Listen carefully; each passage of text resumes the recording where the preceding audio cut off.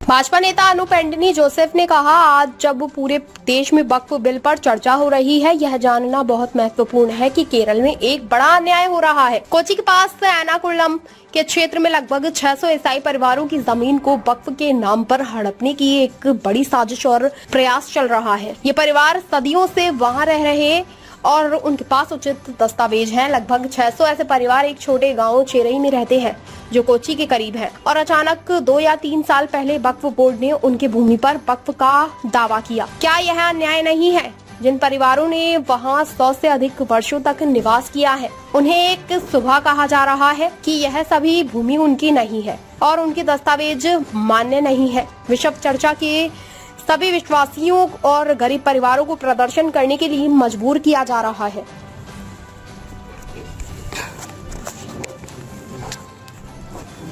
आज जब देश भर में वक्फ बिल के बारे में चर्चा हो रही है, तो केरला में हो रहा है एक बहुत बड़ा अन्याय के बारे में भी पूरे देश के लोगों को जानकारी मिलना बहुत जरूरी है।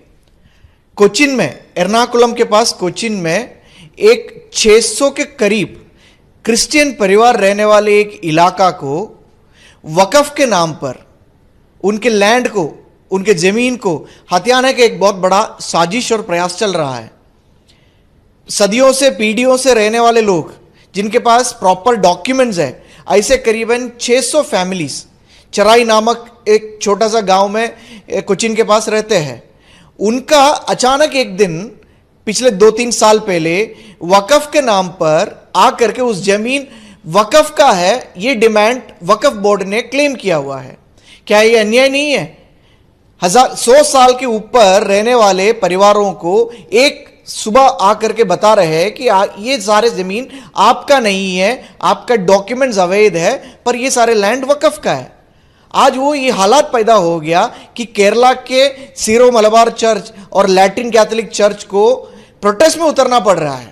बिशप्स को, प्रीस्ट को और चर्च के जितने सारे बिलीवर्स है और सारे फैमिलीज है, गरीब परिवार के लोगों को प्रोटेस्ट में उतरना पड़ रहा है कि अपना लैंड, जिसमें वो लोग 100 साल से अधिक पीढ़ियों से रह रहे, उस लैंड अपना है, ये स्थापित करने के लिए। यह अन्याय नहीं है? तो इसलिए वक्फ बिल के सपोर्ट में आज केरला के क्रिश्चियंस इसलिए खड़े हैं क्योंकि उन्होंने खुद अन्याय सहा है।